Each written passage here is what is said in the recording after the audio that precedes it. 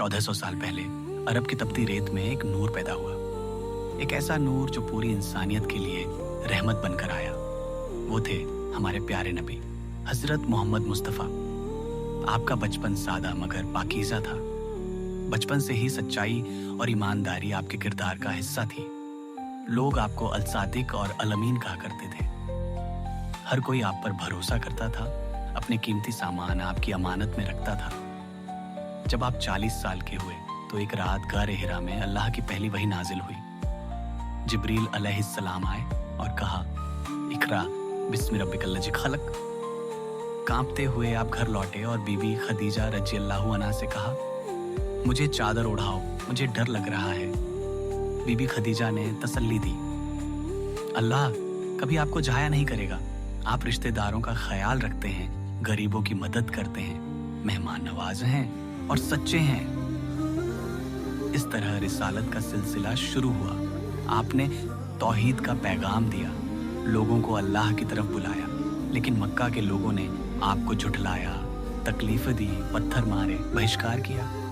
Taif के मैदानों में जब बच्चों ने पत्थर मारे तो आपने बदला नहीं लिया, बल्कि हाथ उठाकर दुआ की, या अल्लाह मेरी कौम को हिदायत दे, ये नहीं जानते।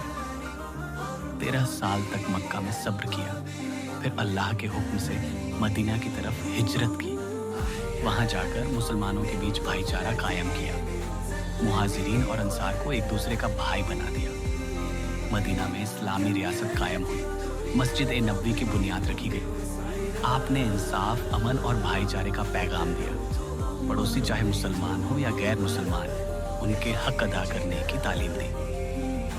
आपका अखलाक सबसे आला था। कभी किसी से ऊंची आवाज में बात नहीं की, गुलामों को आज़ाद किया, बच्चों के सिर पर हाथ रखा, जानवरों पर रहम किया, जो पत्थर मारते उनके लिए भी दुआ करते, जो गाली देते उनके लिए भी हिदायत की इल्तिजा करते। एक यहूदी औरत रोज आपके रास्ते में कचरा डालती थी। एक दिन वो ना आई तो आप पूछने चले गए, क्या हाल है उसका?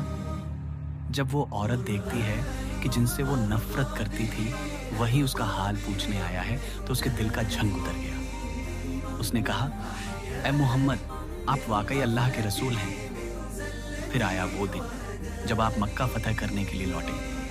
दुश्मन सामने खड़े थे, लेकिन आपने कहा, जाओ, तुम सब आजाद हो। आज के दिन तुम पर कोई गिरफ्त नहीं। आपने अपने दुश्मनों को भी माफ कर दिया।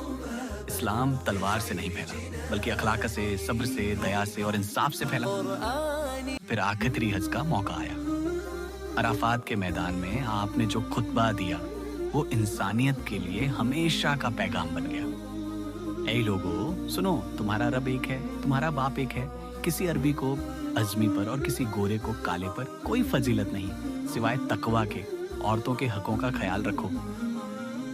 आपने इंसाफ, मोहब्बत और अमन की तालीम दी। न कोई ऊंचा न कोई नीचा, सब अल्लाह के बंदे।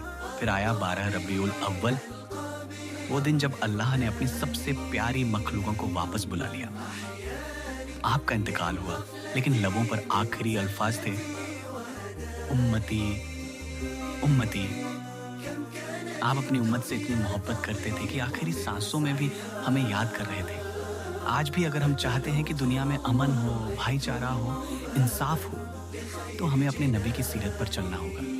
उनका अखलाक, उनका सब्र, उनकी दया, यही इस्लाम की असली पहचान है। अगर आपके दिल को ये बातें छू गई हों तो एक बार सच्चे दिल से दरूद शरीफ पढ़िए, अल्लाहुम्मा सल्ली अला मुहम्मद व अला आल मुहम्मद। और अगर आप चाहते हैं कि नबी की ये नसीहतें हर दिल तक पहुंचे तो इस पैगाम को आगे बढ़ाइए, क्योंकि एक नबी की मोहब्बत का सिला यही है कि हम उनके नक्शे कदम पर चलें।